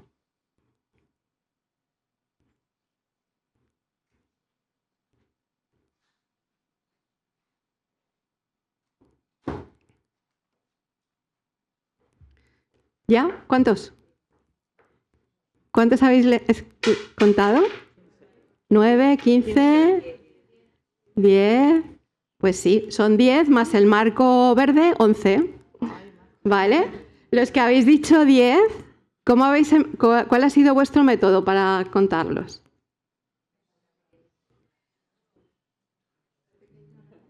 De pequeños a grandes. O de un extremo, los que son iguales. Muy bien, habéis aplicado una estrategia, ¿no? Una pauta de análisis. Pues eso es lo que hacemos en los estudios de clima y bienestar. Utilizamos una serie de pautas que nos enseñan a observar. Ya decía Hipócrates que debíamos escuchar al paciente, ¿no? Porque él es el que te dice el diagnóstico. Si no escuchamos a los trabajadores, simplemente vemos esos síntomas que hemos anticipado antes, nos quedamos con una parte muy limitada de esa realidad. Por tanto, si trabajamos desde la observación, podemos poner el foco en qué está pasando, hacernos preguntas, generar hipótesis a partir de ahí y experimentar a través de una serie de cuestionarios, de dimensiones y factores que nos van a dar un predictivo, ¿vale?, de información, y luego con esos resultados podremos hacer una serie de conclusiones y a partir de ahí planes de acción. Entonces, esta metodología tan básica que ya conocemos desde el colegio prácticamente, nos ayudan a observar de qué personas experimentan bienestar a través de comportamientos como su proactividad, la energía en cada acción y su disposición a colaborar, y cuáles son aquellos que son irritables, que se sienten desconectados emocionalmente, que están desmotivados, que se sienten quemados. Entonces, todas esas informaciones que así a vista de pájaro podemos detectar en el día a día, más el rol del mando intermedio en esa observación, que es clave, pues todo esto nos va a ayudar a plantearnos un ejercicio de diagnóstico mucho más profesional, como en los estudios de clima. Entonces, cuando observamos comportamientos, ¿qué podemos observar? Pues ya os he dado algunas pistas, pero bueno, el tema de la proactividad, la energía, qué señales de alerta aparecen cuando hay problemas de concentración, errores, cuando hay síntomas de físicos o de fatiga. Antes hablábamos de sintomatología en bajas de IT y muchas veces el estrés se manifiesta de manera sistémica o integral, ¿no? y aparecen alteraciones digestivas de la piel, respiratorias, de mucha índole diferente. Entonces, todos esos síntomas en conjunto, junto a los comportamentales, pues nos dan ya indicadores. Tenemos que aprender a escuchar, no podemos estar solo mirando la pantalla o respondiendo informes, ¿no? Es ir mucho más allá. Y luego fomentar también un entorno de escucha activa, porque al final escuchar de manera empática puede ayudar a cuidar a los colaboradores. ¿Vale? Y tenemos que generar espacios y momentos para poder escuchar. Aquí veis unos 9 elementos que de alguna forma se retroalimentan y que están impactando en el bienestar como amenazas. Pues uno, ya hemos visto en vuestras tarjetas, el exceso de carga laboral. A veces los objetivos están mal definidos o no son realistas. No hay una comunicación eficaz entre equipos o falta una buena coordinación o reconocimiento, ¿no? Cuando se agradece, cómo se hace, cómo se valora el resultado del trabajo, el ambiente que puede contagiar toxicidad también, la rigidez en los horarios o en las condiciones laborales, la sensación de inseguridad o la falta de desarrollo personal y ausencia de propósito. El tema del propósito yo creo que ya es más un tema individual de hacia dónde va, ¿no?, en su currículum vitae cada uno y qué es lo que elige, pero al fin y al cabo en todos esos otros elementos de algún modo podemos intervenir en la organización. Bueno, hemos visto estos elementos en los que podemos poner el detector y un estudio de clima o bienestar nos va a ayudar como detector temprano, ¿vale? Va a colaborar con los departamentos de recursos humanos y desde la dirección de las organizaciones para prevenir y sondear más allá de cuán satisfecho estás con tu trabajo. Vamos a profundizar en el estudio la carga de trabajo, no solamente la cantidad de trabajo que se saca por jornada, sino también la urgencia, cómo se reparte el trabajo, con qué interruptores se trabaja en el día a día, el tipo de liderazgo, el estilo, cómo se trabaja el reconocimiento, la seguridad, el apoyo al equipo, si se respeta la desconexión digital, cómo permitimos a nuestros colaboradores conciliar con su vida personal y no solo con la familiar, tener autonomía dentro de tu ámbito de responsabilidad en tu puesto, darle sentido al trabajo, ¿no? Y luego toda la parte de confianza, ¿no? Cómo se abren las puertas para generar conversaciones más valiosas en cuanto al bienestar. Pero un estudio de clima tradicional se basaría solo en percepciones, pero un estudio preventivo hace una interpretación tanto cuantitativa como cualitativa de esa información, identifica riesgos, identifica también las buenas prácticas y también con eso pues desarrolla planes de mejora. Entonces, cuando hablamos de liderazgo, como decía María, el liderazgo no solamente es un elemento clave, sino que es transversal a todos los equipos y la persona no está viviendo en la empresa como un sistema complejo, sino que en su día a día pues trabaja con su responsable directo, está dentro de una dinámica de equipo y vive un clima emocional cotidiano. Entonces, el liderazgo, si está desgastado, pues puede generar presión constante, miedo, desconexión y también agotamiento a los equipos. Si fomentamos y formamos a nuestros líderes en capacidad de escucha, comunicación, cómo establecer prioridades, cómo dar reconocimiento y cómo detectar esas señales o síntomas tempranos que hemos visto, con eso estamos generando un sistema que protege el bienestar de los colaboradores y facilita que indicadores como los que hemos visto antes pues no sigan subiendo, ¿no?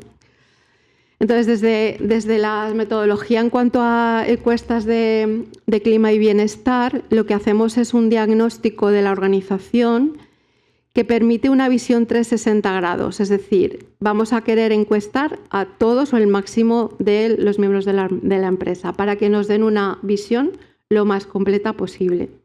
Nos vamos a acercar a ellos con un lenguaje gentil, cómodo, que sea motivador y que fomente la participación y que la persona cuando está contestando el cuestionario se sienta cómoda con frases que no sean rebuscadas, con ítems con los que se sienta identificado en su día a día. Y a partir de esas informaciones recogidas en la encuesta, pues vamos a tener más objetividad y vamos a detectar aspectos que igual estaban debajo de la alfombra, que no veíamos, ¿no? Al fin y al cabo, esos datos nos permiten con objetividad poder poner el foco en aquello que es más crítico, ¿vale? De este modo, pues construir un sistema de más bienestar y más productividad, por tanto.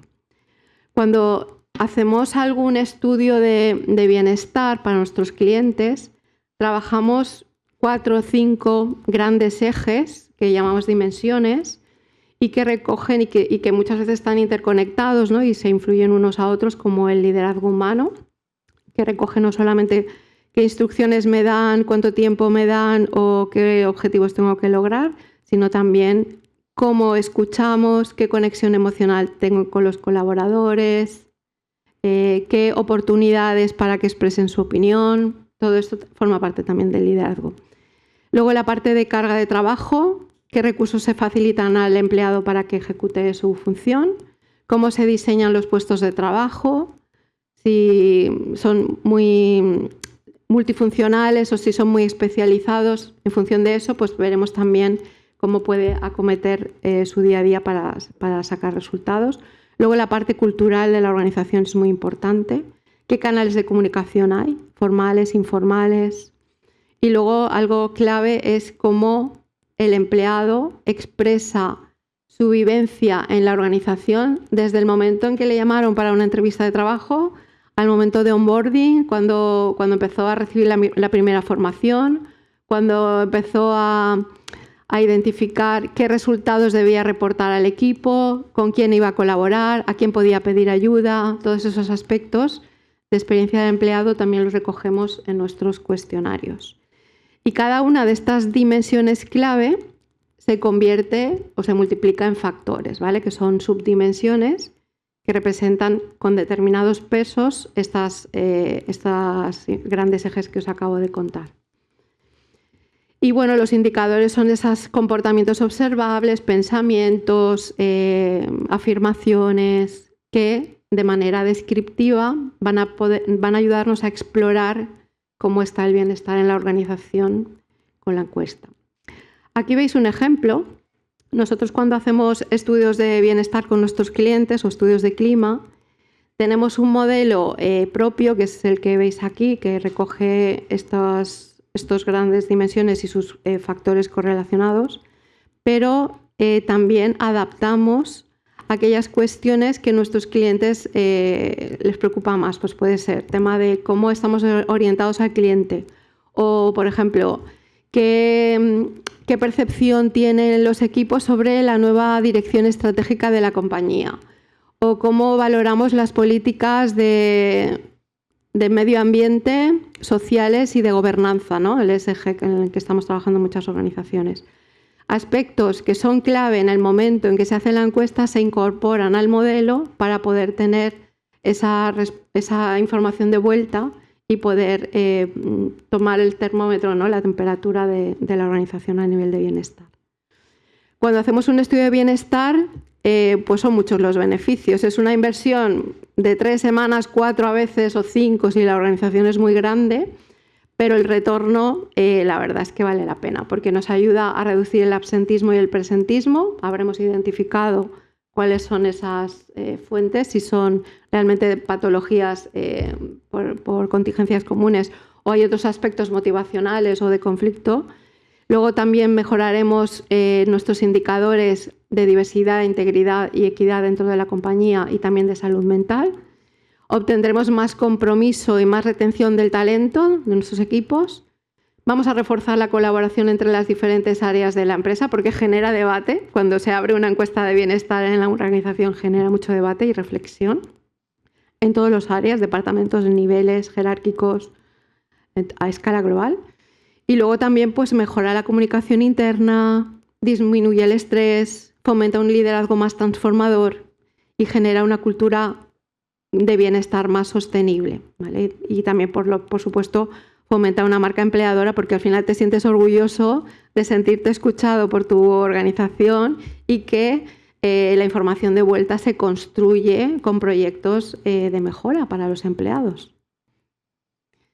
Entonces, cuando desarrollamos un proyecto de estas características, se desarrolla en grandes 5 fases, ¿vale? La primera es trabajar mano a mano con nuestro interlocutor en la empresa cliente, normalmente es con la dirección de talento, cultura o con la parte de personas y con ellos nos coordinamos para identificar con qué muestra o universo de participantes vamos a contar y cómo están segmentados. La segmentación es muy importante, luego os lo diré, porque tenemos que garantizar la confidencialidad y el anonimato de las personas que responden.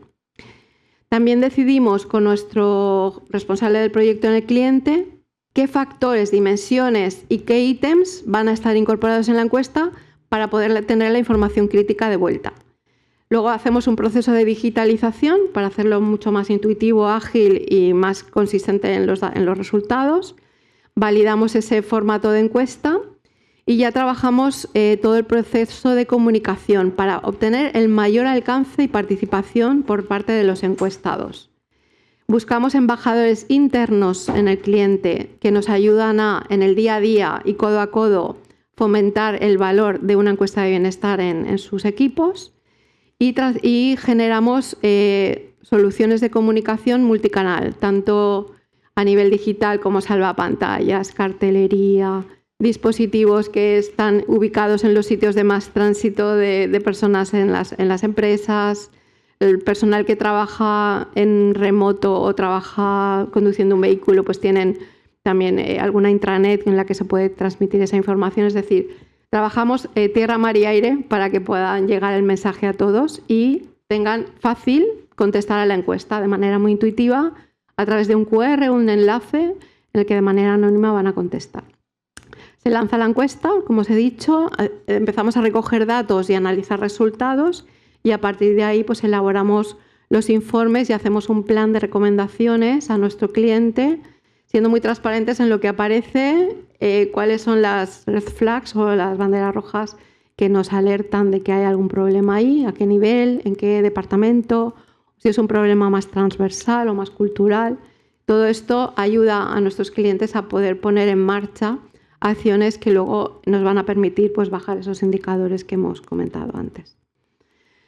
Entonces, bueno, como veis, tenemos que tener una muestra representativa de toda la organización, incluso los embajadores que participan y a veces los focus group que hacemos representan a cualquier rol, departamento, ubicación geográfica o nivel jerárquico de la compañía, y eso es muy, muy necesario para que todo el mundo se sienta escuchado. Garantizamos la confidencialidad de las personas que responden al cuestionario, dando claves de un solo uso, dando acceso al cuestionario desde cualquier dispositivo, haciendo una segmentación en la que los departamentos o equipos muy pequeños, que llegan a ser menos de 10 personas, no se sientan vigilados y los agrupamos para que se sientan más cómodos a la hora de responder. Y luego toda la información la trabajamos desde la consultoría externa, es decir, no es el propio Departamento de Recursos Humanos quien maneja la información, no es su corralito, sino que viene evaluado por una empresa externa que ya tenemos muchísima experiencia en este tipo de estudios y que les va a dar un feedback objetivo, realista y con aquellas prioridades que se van a trabajar después.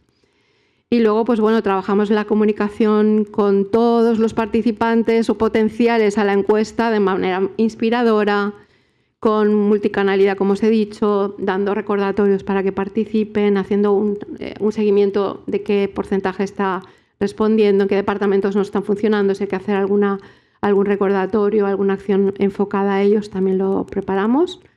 Y con eso pues garantizamos tener al menos un 70% de respuestas. Recogemos también información cualitativa, no solamente nos basamos en datos estadísticos, sino que mensajes directos, opiniones que se recaban tanto a través del encuestador como de los focus group que de manera presencial o a través de videollamada gestionamos con equipos de toda índole en la empresa. Y luego generamos también escalas muy sencillas, muy intuitivas a la hora de responder y visualización a través de herramientas como Power BI, que ya conoceréis seguramente, o algunas similares, para que la interpretación de los resultados pues sea fácil y nos ayude a tomar decisiones. Mirad, os muestro una foto del tráfico de una ciudad, que yo no sé si es Sevilla, Dallas o no sé. Pero si fuerais urbanistas y vierais esta imagen, ¿cuál es el problema de esta densidad de tráfico? Así, a bote pronto. ¿Qué os parece? Será la hora punta, sale todo el mundo de trabajar. A las 6. ¿Qué puede pasar aquí? Falta transporte público. ¿Es la entrada de la ciudad de una zona de polígonos industriales? Claro, hay muchas hipótesis, ¿vale? Pero si yo le pregunto a los vecinos que están en la zona noroeste, los que están en el sudeste, que parece que tienen bastante densidad por ahí, los que están en la zona central, ¿vale? Si yo les pregunto directamente a ellos, pues podré saber cómo están viviendo el tráfico, a qué horas hay más densidad, qué nivel de ruido alcanza la ciudad en determinadas franjas o días de la semana. Les puedo pedir opinión si necesitan más servicios de transporte público, si hay buena conexión con cercanías o si ha habido huelga ese día de la foto de transporte de cercanías. Y a lo mejor puedo detectar que simplemente hay un problema porque hay un semáforo que solo dura 30 segundos abierto y no está dando paso al flujo principal de tráfico a la ciudad. Entonces hay un bloqueo que es algo tan simple como regularizar la frecuencia de cambio de luz del semáforo para hacer más fluido esto. Entonces, si yo como observador experimental de la realidad de mi organización veo qué está pasando, veo esos síntomas que hemos hablado antes, pero no exploro más allá, pues puedo tomar decisiones que igual no le interesan a nadie, ¿vale? Imaginaros que aquí el problema es que un semáforo está mal regulado y el director de urbanismo de esta ciudad pretende hacer más estaciones, hacer una inversión brutal de estaciones de cercanías en las poblaciones cercanas para evitar el tráfico de carretera y no está dando la clave, ¿no? O está aportando una clave adicional, pero no es la crítica que en este momento podamos detectar a través de encuestar, ¿no? Pues eso es lo que os animo a pensar qué podemos hacer desde la organización para detectar cuáles son nuestras líneas críticas, a cuántas personas afecta esto, cómo les afecta, qué está funcionando bien, qué correlación hay entre determinados factores y qué aspectos son más sistémicos o culturales de la empresa que están impactando en el bienestar. Y entonces cuando tengamos esa información ya sabremos en qué nodos podremos empezar a actuar, ¿no? Como en la ciudad. Eso es un poco lo que nos permite el resultado de la encuesta. Y lo que hacemos después, pues la verdad es que va a tener un efecto dominó. Primero, identificando qué hacemos bien, ¿vale? Vamos a poner atención en aquello que nos funciona, que tiene muy buenas calificaciones, que obtiene un refuerzo positivo por parte de los equipos. Tenemos que felicitar y reconocer aquellos agentes que están generando bienestar desde su posición. Comunicar y explicar bien los beneficios que esas buenas prácticas están suponiendo para la compañía. Y aprovechar el efecto faro, ¿vale? Imaginaros que el departamento de marketing ha creado una campaña en la que va a publicitar la experiencia de los empleados y el talento que hay dentro de la organización, y con ese efecto estamos generando reconocimiento, más sentido de contribución a la compañía, una comunicación mucho más próxima, más participación. Bueno, pues eso que ha hecho el departamento de marketing se puede hacer desde otras áreas. Podemos impulsar un efecto dominó para trabajar el reconocimiento o la comunicación interna a partir de un modelo que está funcionando bien. Pues bueno, la encuesta también nos ha proporcionado ese dato, ¿no? Y además de lo que ya funciona bien y podemos activar como faro y efecto dominó, pues también vamos a detectar aquello que las personas necesitan. Y podremos, con esa información, definir nuevas medidas de flexibilidad laboral, ajuste de horarios, modelos híbridos, conciliación flexible en función de las necesidades de cada equipo, propiciar algún programa básico de salud mental. Os estoy hablando de prácticas que algunos de nuestros clientes han puesto en marcha y que realmente cuando se ha repetido la encuesta pues han conseguido muchas mejores valoraciones, ¿no? Luego también ver el tema de la desconexión digital, cómo se realiza, qué campañas de promoción del bienestar físico se dan. Sí, hay algunas organizaciones que hacen prácticas de mindfulness o de yoga o permiten que se saquen bonos con determinados gimnasios de la zona, con un plan especial, con un bonus especial. Todas estas acciones, al final, si están acordes a lo que está demandando cada uno de los equipos, pues tienen un impacto súper positivo en el bienestar. También las oportunidades de aprendizaje, desarrollo, la comunicación interna, la inclusión como política, no solamente como acción cotidiana, ¿no? De incluir a todos en el equipo o en la reunión, sino hacerlo de manera transversal y hacer también prácticas de reconocimiento genuino.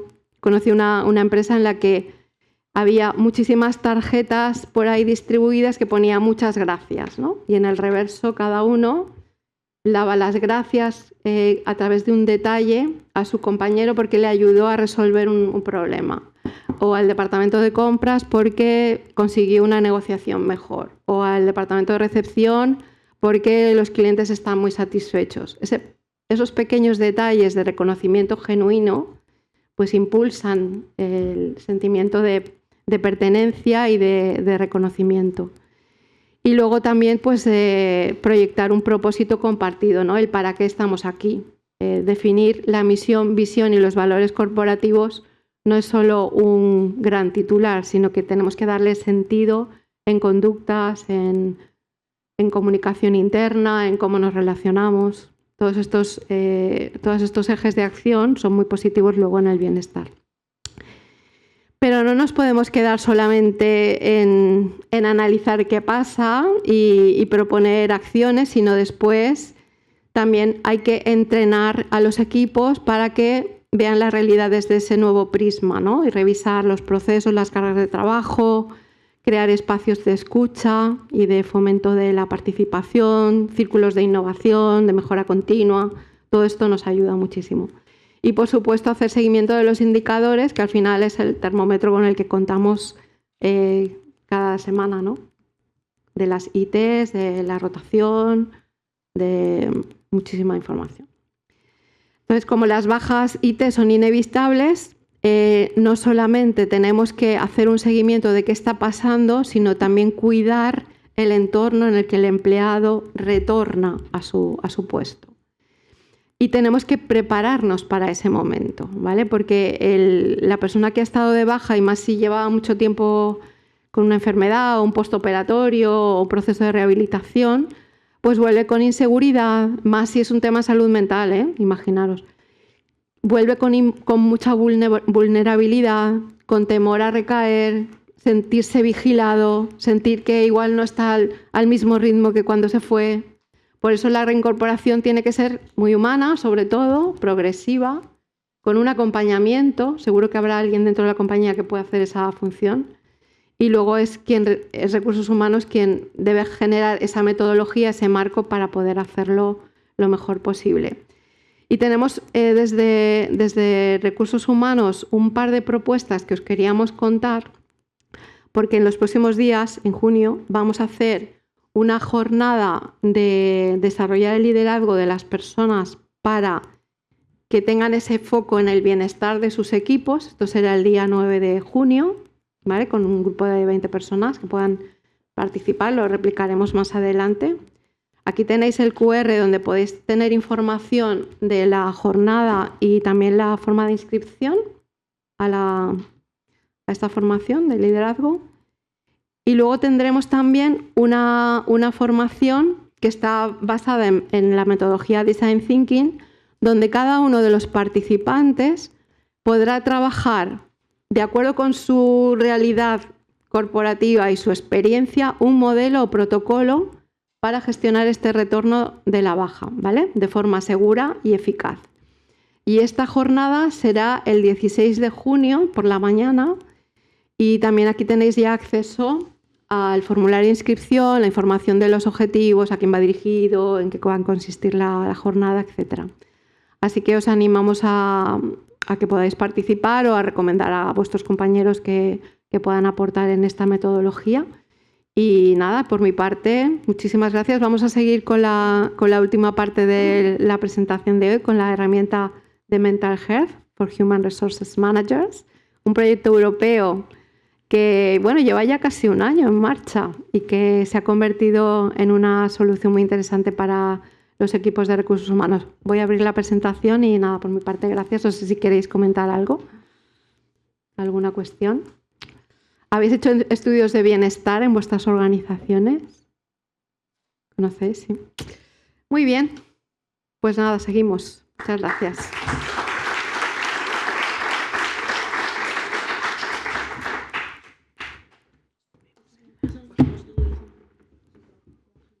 Ah, vale. Perdón. Voy a abrirla.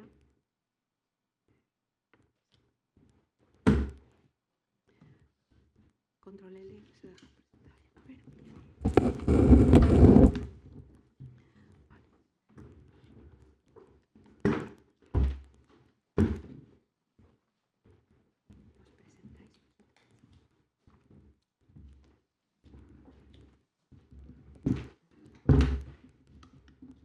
Bueno, buenos días a todos y todas. Mi nombre es Alba Ponce y formo parte del equipo de SGS. Somos los coordinadores del proyecto que os voy a presentar a continuación. Y bueno, este proyecto ha sido desarrollado en colaboración con un consorcio muy completo europeo que ya os introduciré con más detalle más adelante.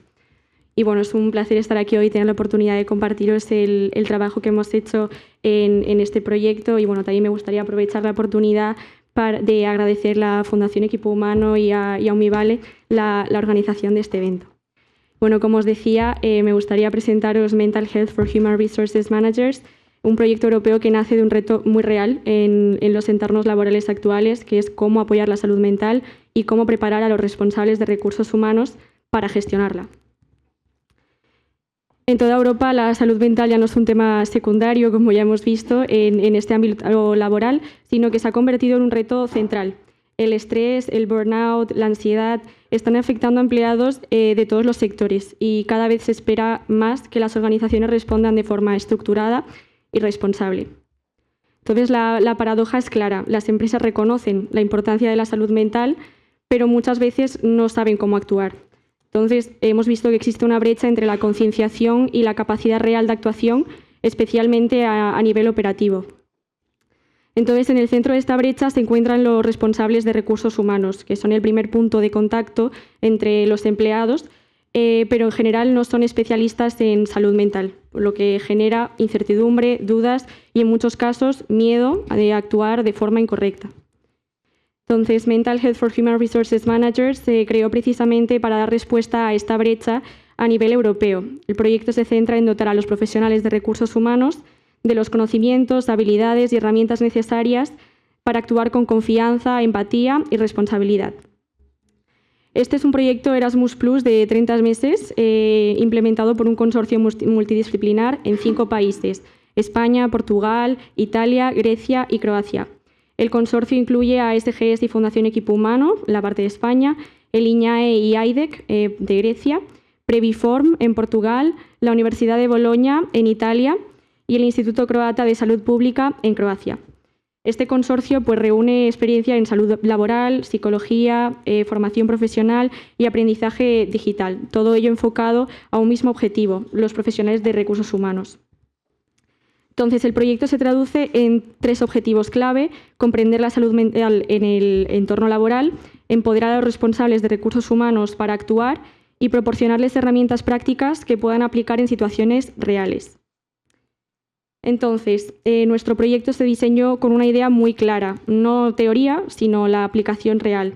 Entonces, combinamos investigación, análisis reales de casos, diseño formativo y herramientas digitales, siempre centrados en esta usabilidad y en las necesidades reales del entorno de trabajo.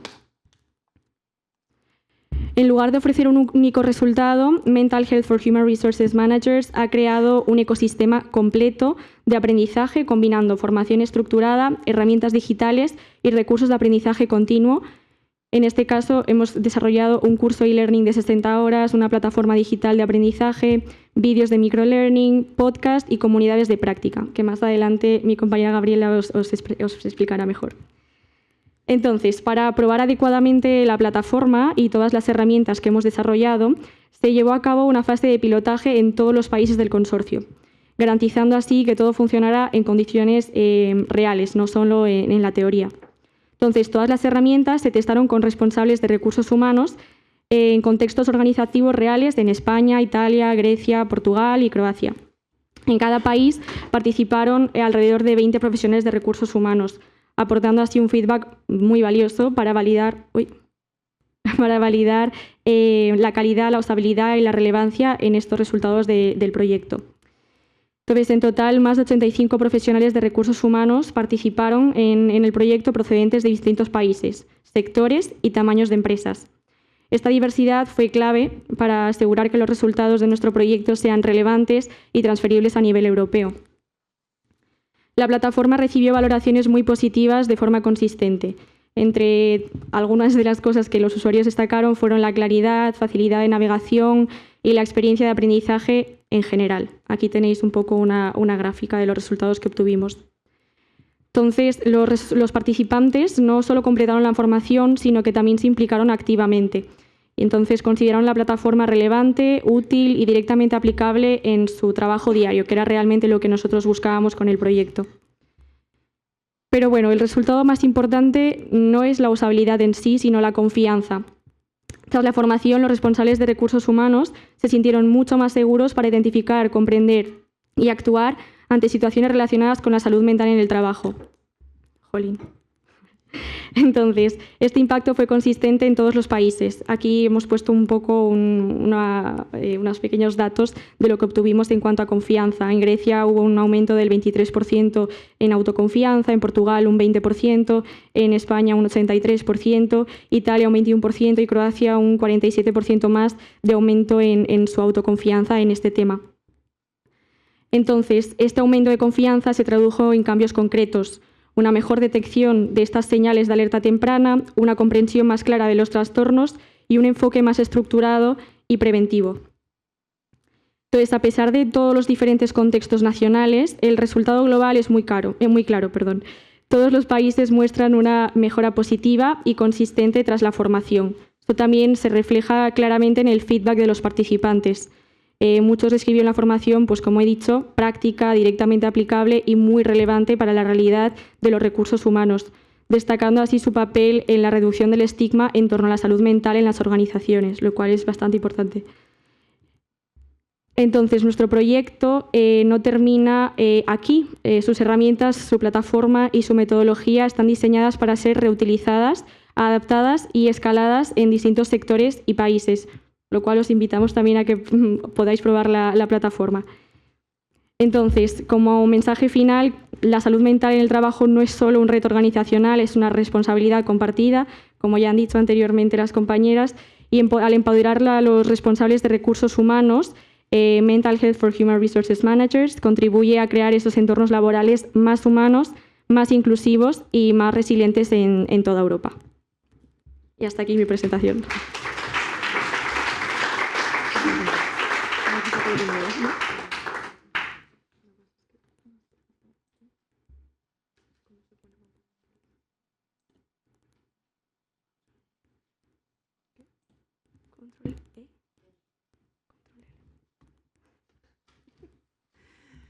Vale, pues yo os voy a hablar un poco sobre la plataforma, que en primer lugar ahí tenéis el QR para acceder ahora mismo si queréis echarle un vistazo.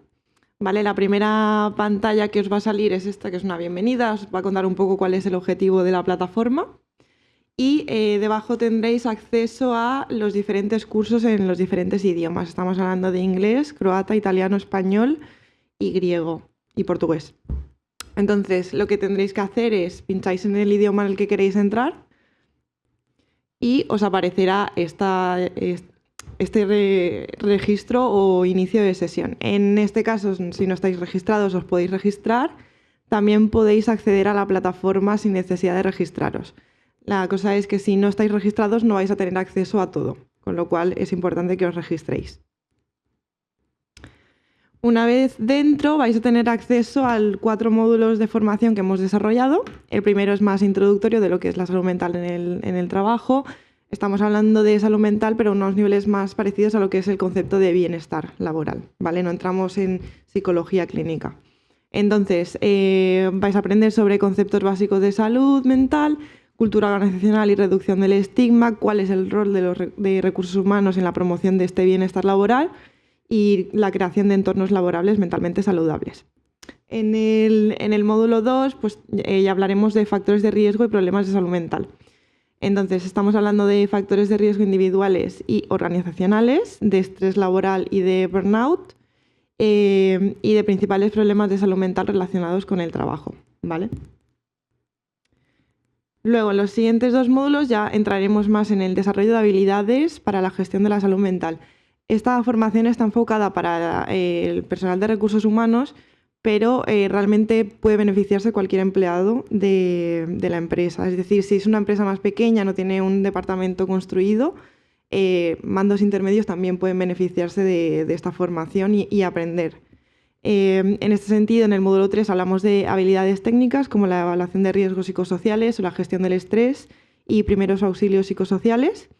Y luego también hablaríamos de habilidades blandas. Entre ellas es un gran listado, pero podemos hablar de comunicación efectiva y escucha activa, empatía, resiliencia e inteligencia emocional o la resolución de problemas, negociación y apoyo emocional.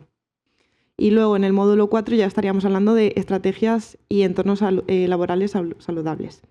Aquí hablaríamos de prevención y gestión del estrés, intervenciones individuales y organizacionales, inclusión y apoyo de trabajadores y la integración de la salud ocupacional en la cultura empresarial. Entonces son 4 módulos, no es muy largo, pero es bastante importante, ¿no? y muy relevante en lo que viene siendo en cómo mejorar estos entornos saludables. Esto sería como un ejemplo de lo que veréis en la plataforma, es decir, tendréis acceso al módulo y si pincháis en él os podéis descargar un PDF, ¿vale? En este caso he puesto el ejemplo del módulo 3 de habilidades técnicas y habilidades blandas. El contenido en sí intenta ser lo más práctico posible, es decir, no es os voy a explicar qué es la empatía, sino cómo aplico la empatía con el rol que tengo dentro de la empresa y el rol de recursos humanos. Entonces es una formación práctica, intenta ser lo menos teórica y lo más realista posible para que se pueda aplicar. Aparte de los módulos formativos, también tenemos, por cada módulo tenemos vídeos para acompañar ese aprendizaje de formación. Os he puesto aquí el ejemplo del módulo 1, pero tenéis aquí en este apartado está como todo el índice de todos los módulos y como podéis ver tenéis primero lo que es el PDF, luego tendréis el vídeo para acompañar el aprendizaje y luego hay unos quiz o test también. También hemos desarrollado podcasts. En este caso he puesto el ejemplo del que grabamos en Fundación Equipo Humano con Suka Baldor y con Elena, que acaba de hablaros de bienestar laboral. Hay otro en español. Dentro de estos podcasts, y tanto los podcasts como vídeos están subtitulados en todos los idiomas. Estos dos podcasts en concreto están en español, pero si entráis en el canal de YouTube del proyecto podréis tener acceso a los podcasts de todos los países, que están en los idiomas de los países, pero sí que tienen subtítulos en inglés. Entonces sí que podéis escucharlos también. Luego, como os he dicho, por cada módulo hay un test de competencias clave de aprendizaje. En este caso este es el del módulo 1. Son preguntas muy sencillas y la idea es que podáis hacer todos los tests si lo superáis con un 60% sobre 100 en todos o más. Obtendréis finalmente lo que es el certificado de que habéis hecho el curso. Y eso sería básicamente toda la plataforma, es muy sencilla. Como ha comentado Alba, queremos que sea algo sostenible, que podáis seguir utilizando. De hecho, la plataforma seguirá en activo durante 5 años más. Y tiene una licencia abierta, la podéis utilizar y compartirla si queréis. Y ya sería todo.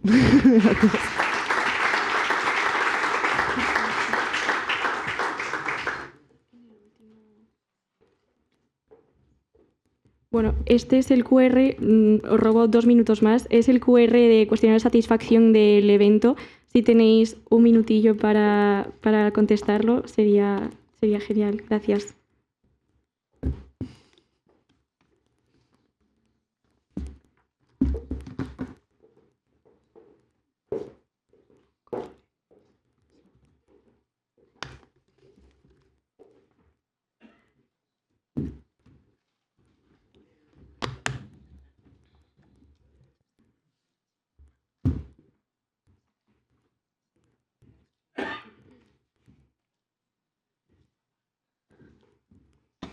Muchas gracias, Alba, Gabriela. Bueno, pues no sé si queréis plantear alguna reflexión o algo que os haya llamado la atención. Ahora pasaremos al coffee.